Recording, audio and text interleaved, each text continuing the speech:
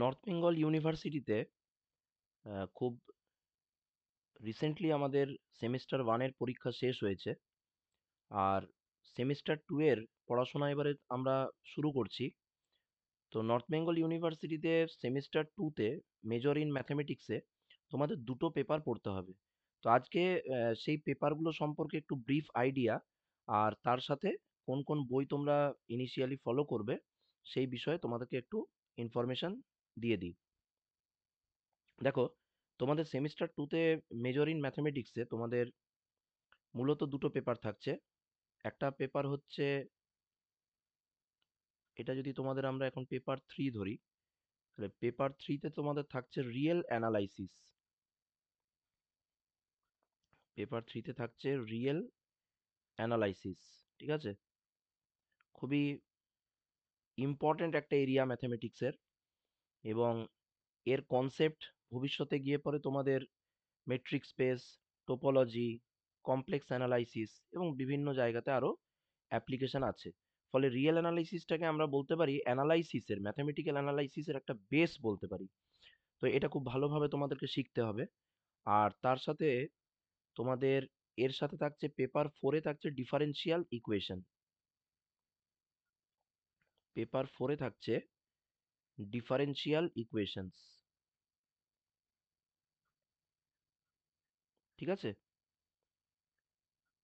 যারা প্রথম থেকে মনে করছো যে আমরা খুব ভালোভাবে প্রিপারেশন নেব, তাদের জন্য বলবো রিয়েল অ্যানালাইসিস এবং ডিফারেনশিয়াল ইকুয়েশন এই দুটো পেপারকে সমানভাবে গুরুত্ব দিয়ে পড়বে।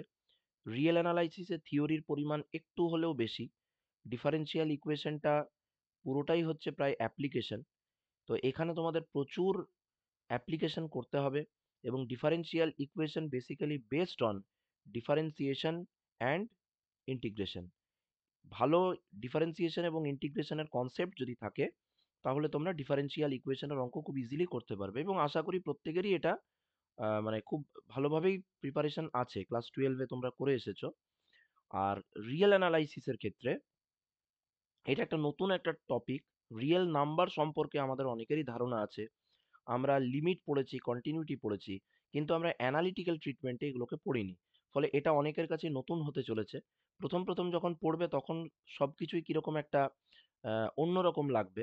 তো তাতে দুশ্চিন্তা করার কিছু নেই। এটা একটু মানে সময় নিয়ে পড়লে এবং ভালোভাবে যদি তোমরা আহ, মানে গ্রাফিক্যালি এবং ডায়াগ্রামেটিক্যালি যদি এগুলোকে যদি এক্সপ্লেন করা যায়, তাহলে বিষয়টা সম্পর্কে কোনো রকমেই কোনো প্রবলেম হওয়ার কথা নয়। রিয়েল অ্যানালাইসিস যখন তুমি পড়ছো, তখন একটা কথা তোমাকে মাথায় রাখতে হবে, যে রিয়েল অ্যানালাইসিসটা কিন্তু পুরোপুরি based on real number system এবং তার যে ফাংশনস গুলো আছে তাদের উপরে এই মানে টপিকটা আছে। তো রিয়েল অ্যানালাইসিস যদি তোমাকে পড়তে হয়, তাহলে তোমাকে যেটা সব থেকে প্রাথমিক স্তরে সেট থিওরি সম্পর্কে একটা মানে খুব ক্লিয়ার কনসেপ্ট রাখতে হবে। তো সেট থিওরি, এখন তো তোমাদের ধরো অনেকটাই হাতে সময় আছে। সেট থিওরির যে ক্লাস 11-এ তোমরা যেটা পড়ে এসেছো, বা তোমাদের এসকে মাপার বইয়ে যে সেট থিওরির চ্যাপ্টারটা দেওয়া আছে, সেটা তোমরা একটু ভালোভাবে যদি পড়ে নাও, তাহলে রিয়েল অ্যানালাইসিস সম্পর্কে কোনো প্রবলেম তোমাদের হবে না। ঠিক আছে? এবার আসি তোমাদের চ্যাপ্টার্স এর ব্যাপারে। পেপার 3 তে যদি ভাবো রিয়েল অ্যানালাইসিস, তাহলে রিয়েল অ্যানালাইসিসের চ্যাপ্টার কিন্তু খুব লিমিটেড। তোমাদের একটা পড়তে হচ্ছে real number system. Real number system, ঠিক আছে, যেখানে বিভিন্ন রকমের রিয়েল নাম্বার সিস্টেমের প্রপার্টি আছে। ঠিক আছে? যেমন ধরো সুপ্রিমাম প্রপার্টি, কম্প্যাক্টনেস প্রপার্টি, তারপরে ল অফ ট্রাইকোটোমি, ঠিক আছে, Archimedean property, order property, algebraic properties বিভিন্ন ধরনের, এগুলো রিয়েল নাম্বার সিস্টেমে থাকবে। এবং তার সাথে সাথে তোমাদের পড়তে হবে sets in R. Sets in R, এখানে তোমাদের কি পড়তে হচ্ছে? এখানে মূলত তোমাদেরকে limit point, open set, closed set, isolated point, adherent point, interior point, neighbourhood, এই ধরনের বিষয়গুলো পড়তে হবে। এরপরে খুব ইম্পর্ট্যান্ট একটা চ্যাপ্টার তোমাদের পড়তে হচ্ছে, যার নাম হচ্ছে sequence of real numbers. Sequence of real numbers, এটা তোমাদেরকে পড়তে হবে। সিকোয়েন্স অফ রিয়েল নাম্বারস পড়ার পরেই তারপরেই তোমাদের নেক্সট চ্যাপ্টার হচ্ছে লিমিট, লিমিট অফ ফাংশন। লিমিটের পরেই থাকবে কন্টিনিউইটি। ঠিক আছে? লিমিটের পরেই থাকবে তোমাদের কন্টিনিউইটি। আর তারপরেই তোমাদের থাকছে সিরিজ। তো মূলত দেখা যাচ্ছে রিয়েল অ্যানালাইসিস তোমাদের এই ১, ২, ৩, ৪, ৫ এবং ৬টা টোটাল চ্যাপ্টার পড়তে হবে। রিয়েল অ্যানালাইসিসের এই ৬টা চ্যাপ্টার তোমরা যখন পড়বে অবশ্যই মাথায় রাখবে যে যেটা পড়বে সেটা যাতে তোমরা ডায়াগ্রাম দিয়ে, তোমরা যাতে ছবি এঁকে তোমরা যাতে বুঝে নাও। তাহলে বিষয়টা অনেক দীর্ঘস্থায়ী হবে তোমাদের। মানে মেমোরিতে তোমাদের অনেকদিন থাকবে। আর এখানে কি, কি বই পড়তে হবে? বই দেখো, আ যদি তোমরা বেসিক লেভেলের বই বলো, তাহলে আমার রেকমেন্ডেশন থাকবে সবসময়ই যে তুমি এসকে মাপা ১ম এ পড়ো। এসকে মাপা রিয়েল অ্যানালাইসিস বইটা খুবই এফেক্টিভ বই আমাদের মেজরের জন্য। তার কারণ হচ্ছে এখান থেকেই আমাদের মূলত প্রশ্নগুলো সেট হয়। তাহলে এসকে মাপা একটা হতে পারে।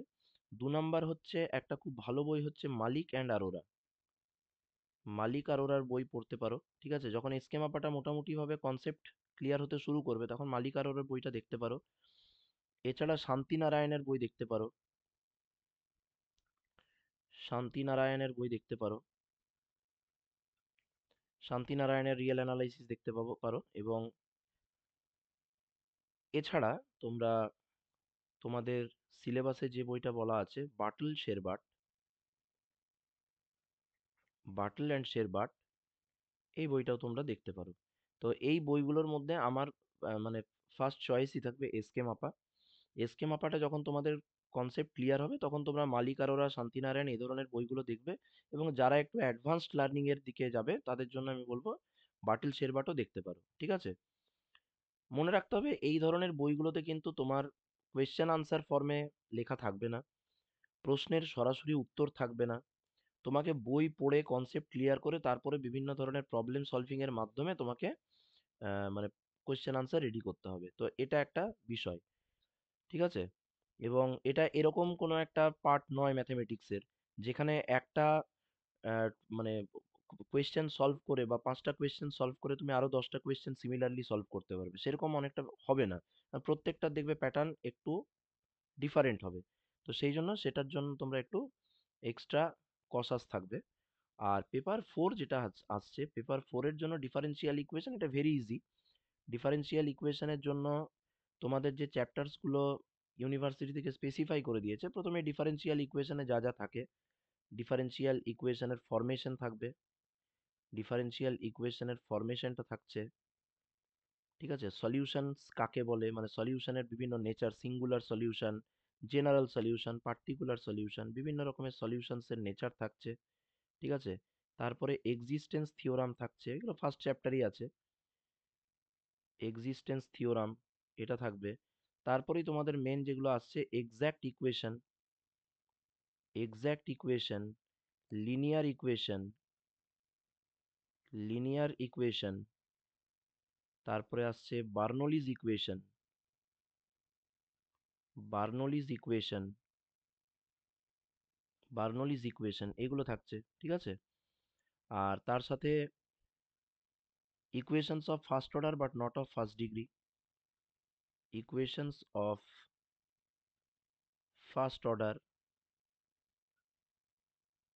First order but not of first degree, but not of first degree. তাহলে এখান থেকে তোমরা সিঙ্গুলার সলিউশনটাও করে নেবে আর প্লাস ক্লাইরোস ইকুয়েশন তো মেনশন করাই আছে। মানে এই চ্যাপ্টারটাতে basically solvable for P, solvable for X, solvable for Y এগুলো করতে হবে। আর তার সঙ্গে তোমরা ক্লাইরোস ইকুয়েশনও এখান থেকে করবে। তো এটা গেলে একটা পার্ট। এই পার্টটা করার পরেই তোমাদের যেটা করতে হবে সেটা হচ্ছে সেকেন্ড অর্ডার ডিফারেনশিয়াল ইকুয়েশনে চলে আসতে হবে। সেকেন্ড অ্যান্ড হায়ার অর্ডারে, second and higher order differential equations,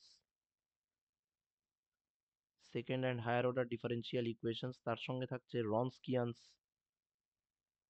রনস্কিয়ানস। ঠিক আছে? তারপরে মেথড অফ মানে তোমাদের সিএফপিআই এর অঙ্ক যেটাকে বলা হয়, মানে ইকুয়েশন মানে ডিফারেনশিয়াল ইকুয়েশন, মানে higher order linear differential equation with constant coefficients. ঠিক আছে? যেটাকে আমরা সিএফপিআই বলি। তারপরে তোমার method of undetermined coefficients, method of undetermined coefficients,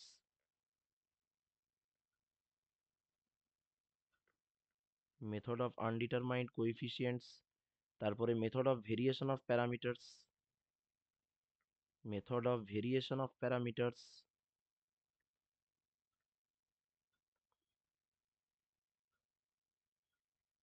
method of variation of parameters, ঠিক আছে? তারপরে রিডাকশন টু নর্মাল ফর্ম, মূলত এই জায়গাগুলো তোমাদের করতে হবে, রিডাকশন টু নর্মাল ফর্ম, ঠিক আছে? তারপরে আছে তোমাদের সিস্টেম অফ লিনিয়ার ইকুয়েশনস এর সলিউশন বার করতে দিয়েছে, অপারেটর মেথড দিয়েছে, আর তার সঙ্গে সঙ্গে homogeneous linear system with constant coefficients, two equations in two unknown functions, এরকমের ব্যাপারগুলো দিয়েছে। মানে আমি অপারেটর মেথডটা লিখে রাখলাম। অপারেটর মেথডে তোমাদের system of linear equation solve করা, তারপরে অটোনোমাস সিস্টেম সলভ করা, ইকুইলিব্রিয়াম পয়েন্ট বের করা,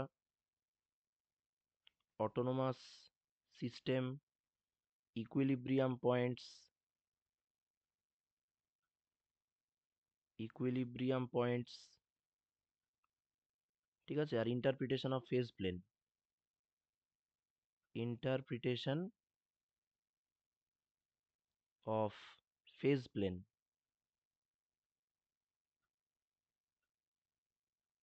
ইন্টারপ্রিটেশন অফ ফেজ প্লেন, আর তার সাথে পাওয়ার সিরিজ সলিউশন আছে,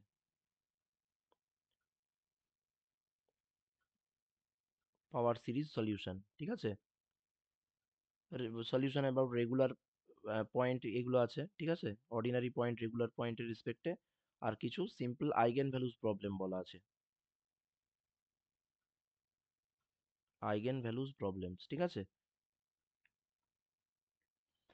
তো এই ধরনের চ্যাপ্টার্স গুলোকে কভার করার জন্য তোমরা যে বইটাকে ফলো করবে সেটা অবশ্যই তোমরা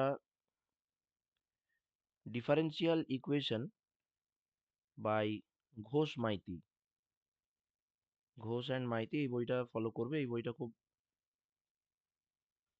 মানে ভালো কালেকশন আছে কোয়েশ্চেনের।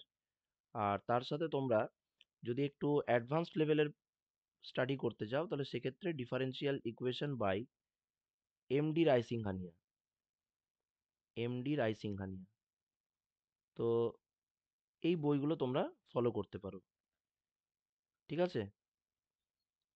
তো যারা সেমিস্টার টু এর প্রিপারেশন নিতে চাও তারা এই বইগুলো থেকে ধীরে ধীরে নিজেদের প্রিপারেশন নেওয়া শুরু করো, এবং চ্যাপ্টার্সগুলোকে চেষ্টা করবে মানে as much as possible concept clear করে সেগুলোকে বারবার প্র্যাকটিস করা, এবং তার সঙ্গে মোস্ট ইম্পর্টেন্ট সেটা হচ্ছে রিভিশন করা। এইভাবে নিজেদের প্রস্তুতি নাও, আমার মনে হয় সেকেন্ড সেমিস্টারের পরীক্ষা তোমাদের আগের থেকে অনেক ভালো হবে।